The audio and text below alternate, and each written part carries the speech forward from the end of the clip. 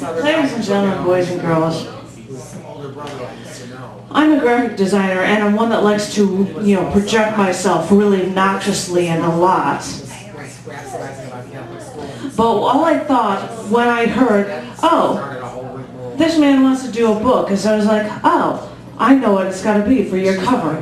Have a photo of like this much of their face, because you have to really look at him up close to know deep down what's inside of him, because he lets it out with every single goddamn poem he reads. He's oh my God!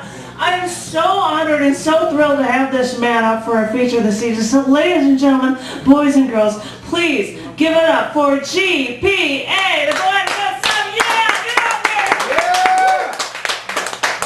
What an intro! How do you do all of that? You are so awesome. Thank you so much. Thank you. Wow. You know when you get introduced like that, you always got to come up and try to deliver. Get out of that mic.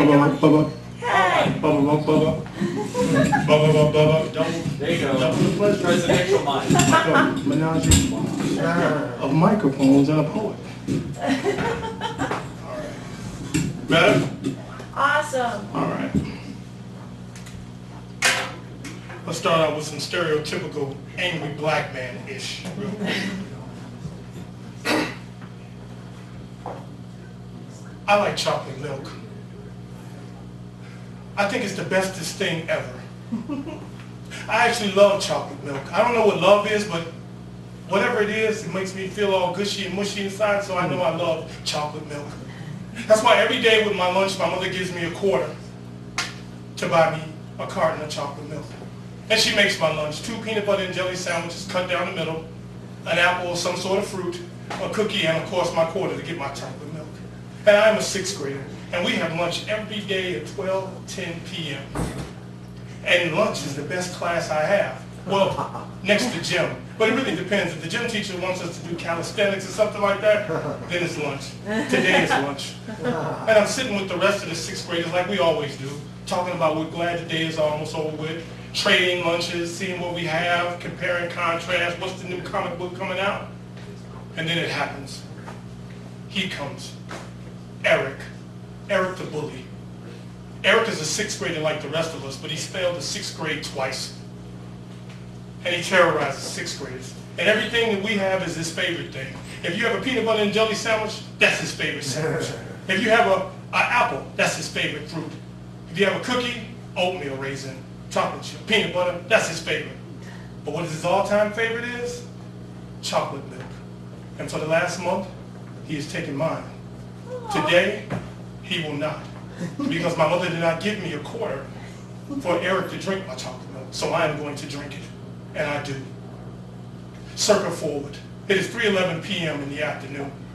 I look over, and Eric the bully has given me the universal sign that he is going to beat me up at 3:15. I am terrified, barely able to control my bodily functions, if such a thing is possible at being a 6th grader.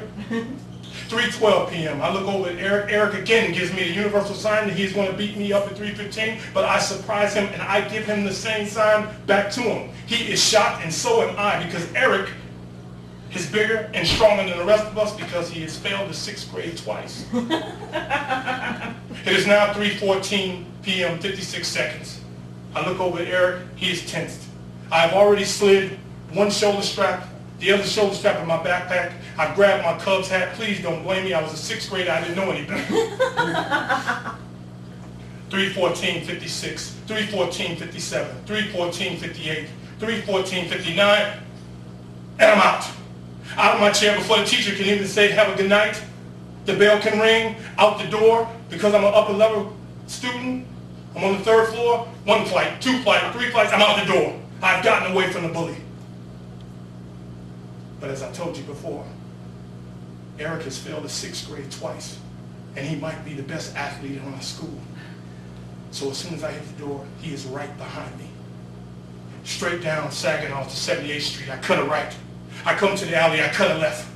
I cut another left through Mrs. Johnson's yard. She has a Doberman pinscher that's usually chained up. Today he is not, so I barely escape him. And I'm thinking to myself, if I barely escaped him, Eric the bully will be caught by the Doberman pinscher. So I bought the next fence, back onto Saginaw, getting ready to head to 79th, and I turned and looked, ready to laugh at Eric, seeing him being eaten up by this dog. But as I told you before, Eric has failed the 6th grade twice, and he might be the best athlete in our school. He has jumped over the Doberman Pinscher and is right behind me over the fence. I'm running down the straightaway, and I see my mother there. She is waving. And I'm thinking to myself, Mother, can you not see this guy who has failed the 6th grade twice, who might be the best athlete in my school, wants to beat me up because I did not give him my chocolate milk today? But she must not, because she continues waving. And I love my mother so, but she cannot help me right now. As most things are in Chicago, the streets and the sidewalks are somewhat decrepit, especially in an urban neighborhood. This particular day, in the crevice resembles a crater.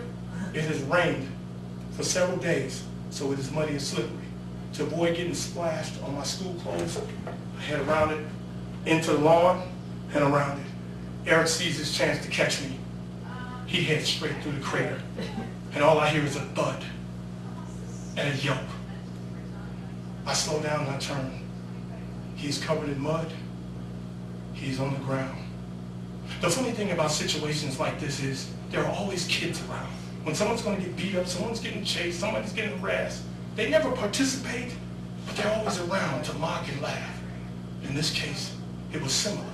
There were a group of kids who had been watching, probably hoping that I was going to get beat up. Instead, they laughed at Eric. As we met gazes, I did not laugh, because the realization came to me. Yes, today, I was able to drink my chocolate milk. But I will have to run every day from the bully. My poem.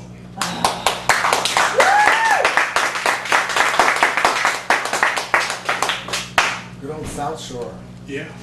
As I look into the camera, there'll be several people who will see this, and this is a poem that they like that I've written recently. I usually don't like to do a bunch of talking in between poems. I go on, but I needed to let them know you asked for this poem, so I'm going to give it to you. You have left me no recourse, none whatsoever. So this is what I must say to you. No longer will only hope fill your days. No longer at night will you be your only companion. And settling is now out of the question when I put this heart on you. You will wish for the workday to move along speedily. The nights, the mornings, and the afternoons will be filled with affection and attention. The bar that was previously set will be raised and then surpassed by this man's exploits when I put this heart on you. We will go walking, trekking together in this journey called life side by side. With God first, your eyes on your face and on your heart. See, no one else but me. And I must tell you that every book that I write, every CD that I record, every poem, every line of the poem, every stanza, every semantics, every word, every syllable, and the thought that precedes all of that will be a depiction ode of the love we share. So I tell you, disperse all those individuals around you to tell you a man of virtue does not exist because I do. Rid yourself of the hopelessness that has plagued you all this time, and remove the barrier that has kept you from reciprocating affection, so that you will be ready when I put this heart on you. My poem. You know, there comes a point I was trying to do it, you know, a lot of y'all know I like my shirts, and you know, my brother's like the best dressed guy, and I always try to keep up, but I like to show off his shirt, and plus I lost weight, so bulked up a little bit, and blah, blah. What'd you say? How much weight did you lose? All right. Enough. I lost 43 pounds off here and 230 pounds away from here when I got divorced successfully, so that was kind of cool. Here we go. Death is certain. My love exceeds eternity. If reincarnation be a possibility, then let me die 1,000 times so that I may love you over and over again, because my love is everlasting. My poem. I'm gonna turn it loose. I know we're on time, but I'm gonna turn it loose, okay? I have a question. I didn't hear. When you took your shirt off, did you say that was a hashtag for like Twitter or something? This is. That'd be awesome if it was. This is Team GPA. It's like it is on Twitter, does that thing, but it's this thing I came up with. I got a lot of people that support me and are with me, work with me. So it goes like this. Team GPA is God, my family, the people that support, and then the poet. So that's Team GPA. So if you like Janet, awesome. Has me here to feature. Thank you again. She's Team GPA. She may not have deserved it as Team GPA. Well, check her like on. You should have a Twitter account that says, because they always put the hashtag. That's why I tag myself on the hashtag thing Team GPA. Yeah. Yeah, you have to actually look at it, which would mean like word, which I wouldn't do. Yeah. Here we go. There is a bridge over troubled waters, hoping they soon calm. Tear-soaked pages of a manuscript that he hopes to be a book that he will publish and soon sell. These are the remembrances of a man staring at the ceiling of a prison cell. He asked God for forgiveness, and then he asked him to watch over his brother, his daughter, and his mom. The prayer gets him through the day, and he doesn't sleep at night because the poetry needs to be released from the pen in his palm. Lights out means nothing because he'll just use the guard's nightlight to let the poetry continue. And there are men, they meet clandestines for sordid reasons in the dark. But the metaphor and hyperbole help them ignore what they're getting into. It starts out one, then a few, then several inmates ask him to pen poetry for the people in their lives. And now what's once was a hobby to pass time, while doing time will become a destiny realized. He is transferred to another hell, simply a lower level, because the fire still burned for the sins he committed. He is still surrounded by devils. The pen becomes dormant because economics are what is stressed by the spouse, and it's ironic that she wants to share money because they will wind up sharing the same house. The constant conflict causes confusion between the chase for the green paper and the pen's ink. But as you know, poetry has a sweet siren soprano that calls out to a poet, and it makes the distance between his fingers and his pen shrink. The day comes when he is no longer a prisoner. Call him a free man. He walks out of hell's gates, sins accounted for, smile on his face, pen in his hand. And it is then, bless you, a poet is born. My poem.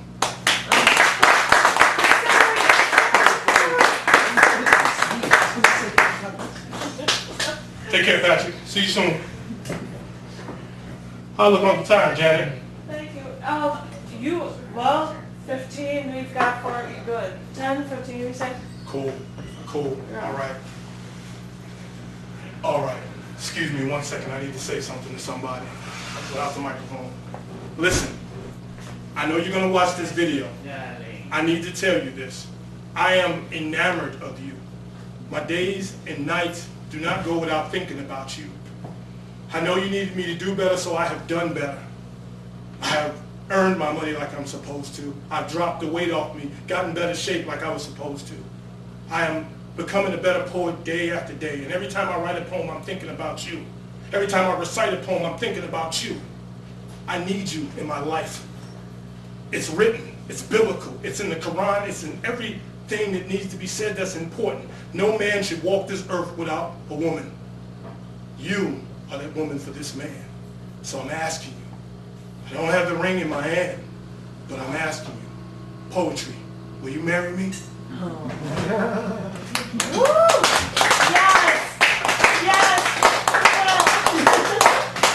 Okay, I gotta give you something you haven't heard. Charlie might have heard it. Charlie's my mentor, by the way. A lot of people don't know. He's always giving me tidbits and telling me and what to do. He sends me emails encouraging me and what have you. So I try to stay on the Charlie Newman straight and narrow. And I become a better poet. I do. I become a better poet. My growth has been helping. I'm greatly appreciative of that. So here we go. Okay. Here we go. We have a new addition to our family. His name is Scooter. Scooter is a beagle. And he's a handsome. And he's black and brown and with a white undercoat. And he's always into stuff, knocking things over, chewing things up, stuff he shouldn't be doing, but you can't get mad at him because he's so handsome and adorable. And it's Scooter. We have a feeding schedule for Scooter. Morning, afternoon, evening, and then a treat. It usually doesn't work out that way because Scooter would rather eat everybody else's food instead of his. So sometimes one bowl overlaps into another time, and then it winds up being empty on our part or whatever the case may be. When that happens, I take the responsibility to fill the bowl all the way up to the top. And here comes Scooter. And beagles, as you know, are hunting dogs. They are very fast. And here comes Scooter through the house. He comes to his bowl, he takes one paw, takes the other paw, and puts his face straight down in the bowl. They have long snozzle, so his face, even though it's long, it disappears in the bowl. They have floppy ears, and you can see him. And you can see his face just moving, and you can hear him. Because he has a voracious appetite, and he's just moving. It only lasts moments, because like I said, he's quite ravenous. After those few moments pass, and the food is starting to disappear, you can hear him licking the bottom of the bowl, just to make sure that he gets all the remnants. And even when he's done that, he takes a lick here, a lick there, a lick here, a lick there, and you can see his face just moving. And he's done, and he raises up, and he takes one giant lick with his tongue of his mouth, and he trots off. The relevance of this poem is this. When she is laying there, with both of her legs over my shoulders, and she has that starry glaze, awestruck amazement, and wondering what just happened to her because she is shaken, stirred uncontrollably, I will say to her, with a smirk, I learned from the beagle. My poem.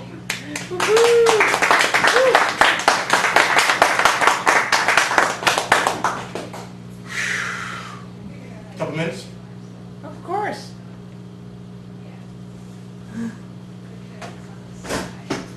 Okay.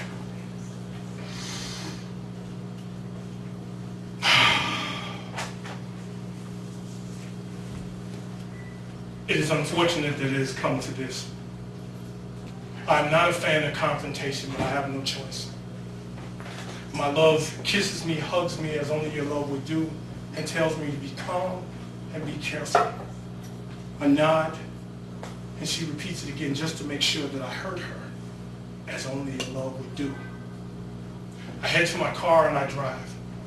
The meeting place will take place at the Starbucks on 71st and Stony Island, south side of Chicago.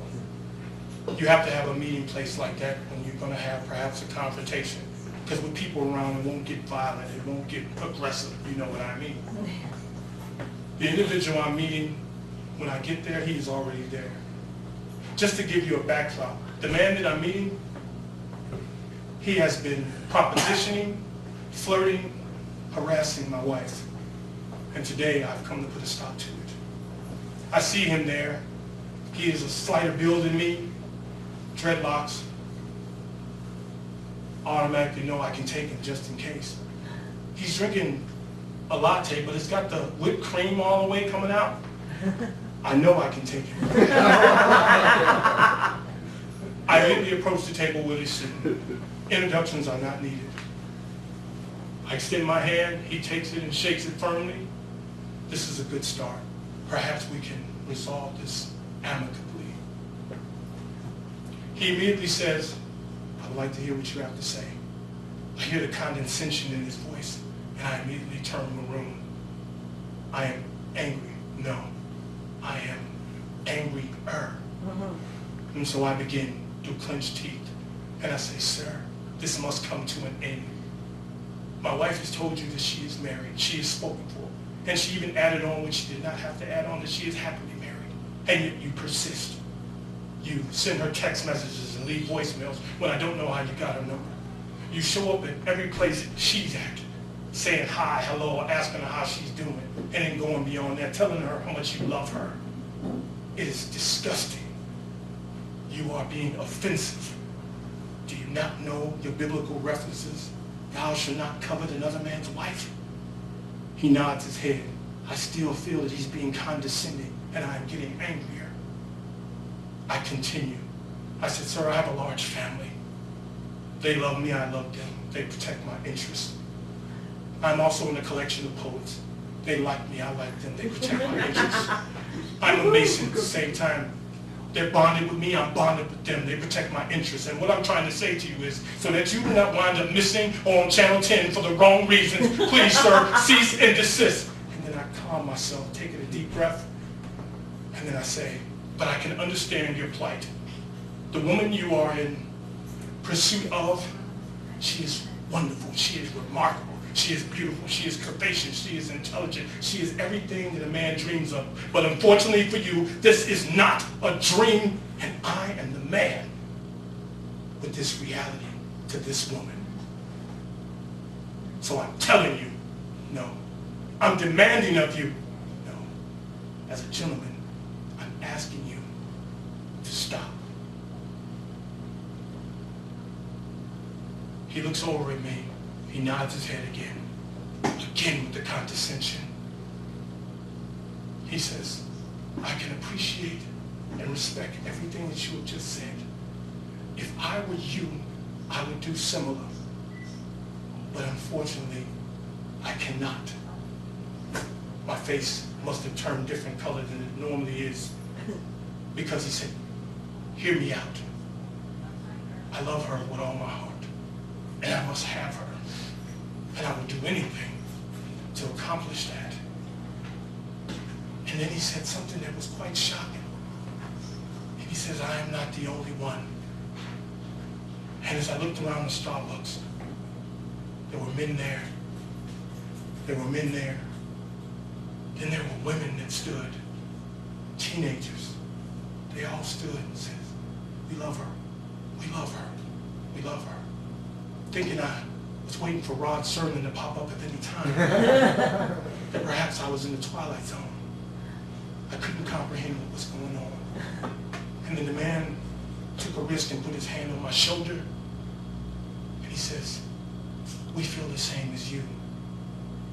And I came to grips with the reality that I was not the only one that loved poetry. My poem. Thank y'all very much. Oh my gosh, no, I'm sorry. First of all, I was thinking if there was somebody that was going to be like, you know, taking his woman away, I'm like, we're going to stand up for it.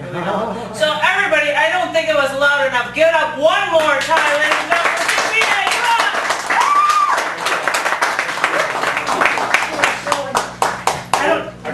I got to drop something real quick. Yes. Starting June 8th, every second Friday at Let Them Eat Chocolate, 5306 North Damon, we have what is called Poetry's Love Letter.